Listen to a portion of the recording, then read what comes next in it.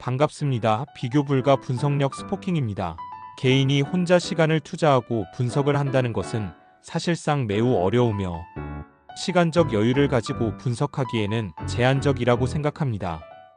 혼자 하시기보다는 분석 전문가인 저와 함께 확실한 정보, 적중률 높은 픽을 조건 없이 받아보시기 바랍니다. 매번 혼자 해도 잘 맞지 않는 분석이시라면 저희가 각종 정보를 통하여 제공하는 픽을 받아보시면서 수익에 한 걸음 더 나아갈 수 있게 해드리겠습니다. 팀 K리그 포메이션은 4-3-3-3이며 못다는 윙에서의 돌파력과 단독 마무리 능력이 뛰어나지만 연계에서는 다소 단조로운 패턴을 보인다.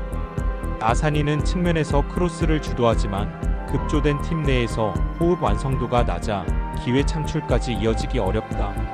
세징야는 간헐적인 번뜩임은 있지만 전술적인 틀이 없는 상황에서 개인 역량만으로 경기를 풀어나가기엔 한계가 명확하다. 팀 K리그는 울산의 김판공 감독이 지휘봉을 잡고 있으나 올 시즌 K리그에서 가장 많은 비판을 받고 있는 감독이라는 점에서 기대치는 낮다. 게다가 각 팀별로 급하게 소집된 선수들로 구성된 이벤트성 팀인 만큼 조직력, 수비압, 전술적 응집력 모두 큰 공백이 존재한다. 뉴캐슬 포메이션은 4-3-3이며 오술라는 박스 안에서의 위치 선정과 마무리 능력이 뛰어난 전형적인 피니셔 유형이다. 엘랑가는 빠른 돌파와 수비 뒷공간을 파고드는 움직임이 인상적인 자원으로 측면에서 위협적인 장면을 자주 연출한다. 토날리는 중원에서 전방 전개와 수비 커버 모두 가능한 안정된 자원이며 템포 조절 능력도 뛰어나다. 뉴캐슬은 EPL 소속팀으로서 전체적인 경기 템포, 압박 강도, 체력, 기술, 수비 라인의 응집력에서 확실히 한 수 위 전력을 자랑한다. 특히 이벤트 매치에서도 퀄리티 있는 경기 운영을 바탕으로 격차를 만들어낼 수 있는 전술적 완성도가 뚜렷하다.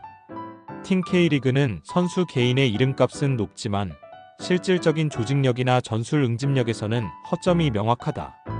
급조된 라인업과 김판곤 체제의 불안정함은 결국 경기력 하락으로 이어질 수밖에 없으며 반면 뉴캐슬은 단순한 이벤트 매치에서도 흐름과 템포를 주도할 수 있는 기본기를 갖춘 팀이다.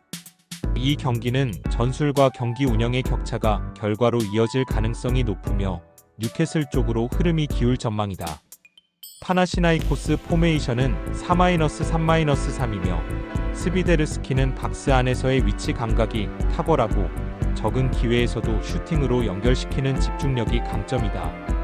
림니오스는 측면에서 전진 드리블과 크로스 타이밍이 안정적이며 수비 부담이 줄어들 경우 파괴력 있는 공격이 살아나는 스타일이다. 막시모비치는 중원에서 탈압박과 전환 패스를 고루 수행할 수 있는 자원으로 빠른 템포 운영 시 안정된 연결고리 역할을 해준다.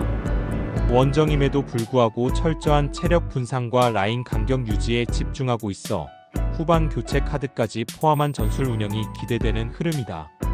레인저스 포메이션은 4-2-3-1이며 드세르는 제공권 장악과 박스 안 슈팅 타이밍에 강점은 있지만 연계 플레이에서 단조로운 움직임을 반복하고 있다. 다닐루는 이선 침투에서 활로를 만들어내긴 하나 전방 압박 상황에선 소극적 플레이가 자주 드러난다. 디오만데는 중원에서 빌드업과 커버를 병행하지만 최근 들어 수비와 공격 간 간격 조절이 느려지면서 공간 노출이 자주 발생하고 있다. 홈에서는 압박 강도가 올라가지만 후반으로 갈수록 수비 블록 유지가 흔들리고 교체 자원 의존도가 낮은 문제점이 반복되고 있다. 파나시나이코스는 체력 관리, 전술 균형, 수비 전환의 완성도에서 레인저스보다 한 수 위의 모습을 보여주고 있다. 반면 레인저스는 홈 압박 이후 경기 후반으로 갈수록 흐름이 끊기고 수비 집중력이 떨어지는 장면이 자주 발생하고 있다. 이번 경기는 운영의 유연함과 후반 응집력에서 앞선 파나시나이코스가 충분히 이길 수 있는 그림이다. 체력과 전술 두 축 모두 잡은 파나시나이코스가 흐름을 끊고 결과를 가져갈 수 있다. 잘츠부르크 포메이션 4-3-2이며 라트코프는 최전방에서 제공권과 박스 안 마무리 모두에서 안정적인 존재감을 보이고 있다. 네네는 이선에서 빠른 침투와 전환 플레이에 능하며 템포를 끌어올리는데 핵심적인 역할을 수행한다. 디아바테는 좌측에서 볼 운반과 크로스 타이밍이 정확하며 수비 상황에서도 적극적으로 커버에 가담한다. 특히 최근에는 전방 압박이 정교하게 이뤄지고 있으며 중원과 후방 간격 유지가 확연히 좋아지며 실점 가능성이 크게 줄고 있다. 불안 포메이션 4-3-3-3이며 피네는 전방에서 활발히 움직이나 연계 시 템포가 자주 끊기며 고립되는 장면이 많다. 마티세는 중원에서 볼을 풀어나가려 하지만 압박에 취약해 패스 선택이 제한되고 있다. 콤비그는 측면 전개에는 가담하지만 수비 복귀가 느려 뒷공간 노출이 작고 전환 시 대응 속도도 느리다. 무엇보다 1차전 대패 이후 수비 조직력이 크게 흔들렸으며 후방 안정감이 떨어진 상황에서 심리적 부담까지 안고 있다. 잘츠부르크는 모든 라인에서 전술적 안정감이 살아있으며 1차전 승리 이후에도 집중력을 놓치지 않고 있다. 브라는 심리적 부담과 수비 응집력 붕괴가 맞물리며 다시 한번 뒷공간에서 약점을 드러낼 가능성이 높다. 이번 경기는 레벨 차이 그대로 결과로 이어질 수밖에 없는 흐름이며 잘츠부르크가 무난히 지배할 가능성이 높다. 세르베트 포메이션 4-2-3-1이며 크리벨리는 제공권 장악에 능하지만 마무리 단계에서의 집중력에는 다소 기복이 있다. 스테바노비치는 공격형 미드필더로 연계에 강점이 있지만 강한 압박이 가해질 경우 볼 처리 타이밍이 늦어지는 경향이 있다. 기에르메노는 측면 전개에 적극적으로 가담하지만 수비 전환 시 뒷공간 대응이 느려 수비 간격 유지에 불안 요소가 존재한다. 최근 홈 경기에서는 점유율을 확보하는 데는 성공하지만 전개 속도가 상대 템포 변화에 밀리며 결정적인 장면 연결이 아쉬운 흐름이다. 빅토리아 풀젠 포메이션 3-3-3이며 코리는 3톱 중앙에서 빠른 침투와 마무리를 동시에 수행하는 전방 핵심 자원이다. 슐츠는 중원에서 볼 배급과 탈압박을 안정적으로 수행하지만 상대가 수비 블록을 견고하게 내릴 경우 전개가 늦어질 때가 있다. 칼바흐는 후방에서 제공권과 커버 능력은 뛰어나지만 측면과 중원 간 거리 조절이 조금만 느려져도 라인이 벌어지는 약점이 있다. 풀제는 원정에서도 전방 압박과 전개 속도에서 경쟁력을 보이지만 강한 수비 블록을 상대로는 공간 확보에 시간이 필요한 흐름이다. 세르베트는 수비 조직력을 회복하며 실점 억제 흐름을 만들고 있고 풀젠 역시 공격 전환은 빠르지만 밀집 수비를 상대로는 효율이 떨어지고 있다. 양팀 모두 상대 장점을 효과적으로 제어할 수 있는 구조로 전개될 가능성이 높으며 결정력보다 수싸움과 공간 통제가 더 큰 비중을 차지하는 무승부 시나리오가 예상된다. 골보다 흐름 싸움이 먼저인 매치업, 결과도 정체될 수 있다. 웨스트햄 포메이션은 4-3-1-1이며 필크루크는 박스 안에서 제공권과 침투 타이밍 모두에서 위협적인 자원이다. 제로드 보웨는 이선에서의 침투와 마무리에서 팀 내 가장 결정적인 움직임을 책임지고 있고 호워드 프라우스는 중거리포와 세트피스 정교함을 기반으로 경기의 리듬을 컨트롤하는 중심축이다. 웨스트햄은 이번 썸머 시리즈를 통해 포메이션 밸런스를 안정화시키는 과정에 있으며 특히 보웬과 필크루크의 전방 연계가 완성도 있게 이어지고 있다는 점은 긍정적이다. 중원에서는 프라우스를 축으로 한 세트플레이 운영이 명확한 무기로 작동하고 있으며 선머빌의 부재는 아쉽지만 전체 전술 운영에는 큰 공백이 없는 흐름을 유지하고 있다. 에버튼 포메이션은 4-2-3-1이며 베투는 제공권에서는 강점을 보이지만 마무리 완성도는 일관되지 않다. 맥닐은 측면에서 돌파 시도는 활발하지만 최근 경기에서 크로스 정확도와 결정적인 장면 연계에서 기복이 크다. 알카라스는 중원에서 템포 조절 능력은 있지만 강한 압박 상황에선 실수가 잦아지는 단점이 있다. 현재 에버튼은 수비 라인 핵심인 브랜스웨이트와 타코우스키가 모두 부상으로 이탈하면서 중앙 수비 조합이 불안정하고 공중볼 대응에서도 명백한 리스크를 드러내고 있다. 중원과 수비 간격이 벌어지며 상대의 빠른 이선 침투의 실점으로 직결되는 구조가 반복되고 있으며 후반 교체 타이밍에서도 명확한 전술적 반전 카드가 부족하다는 점은 또 하나의 약점이다. 웨스트햄은 핵심 자원을 중심으로 한 정제된 전술 운용과 공격 마무리 완성도가 돋보이는 흐름이다.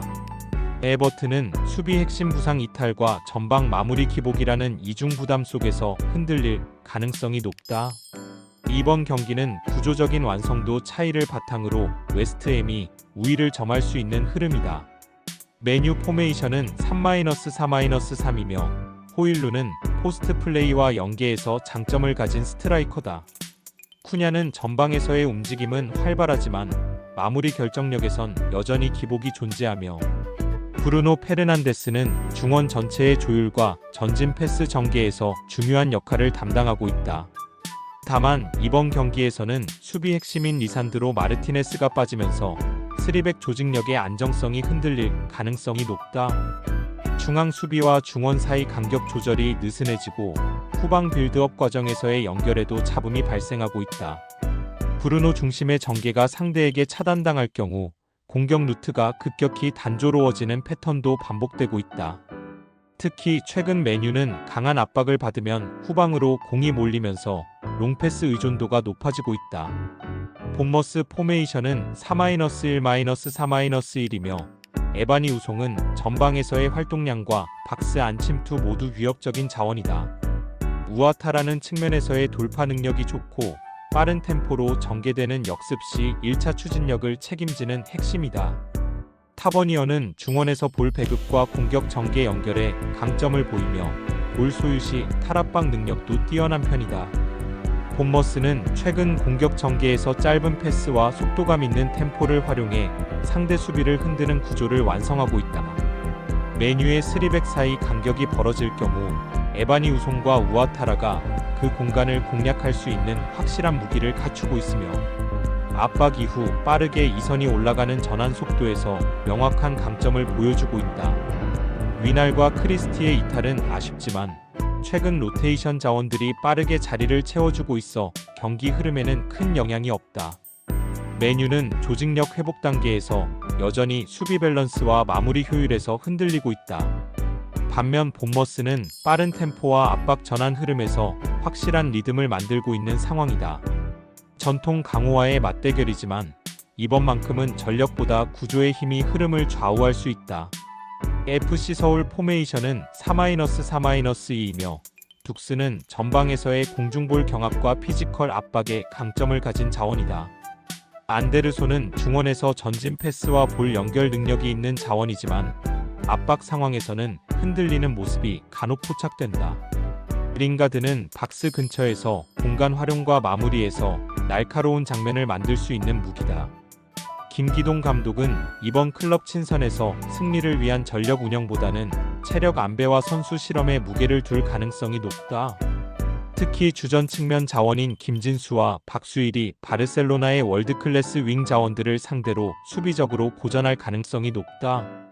또한 후반전에는 손승범, 밭도 사무엘, 강주혁 등 U22 자원들을 적극적으로 활용해 경험을 부여할 전망이다. 결국 경기 내내 전술적 무게감은 떨어질 수밖에 없으며 수비 라인의 집중력이 시간이 갈수록 낮아질 수 있다.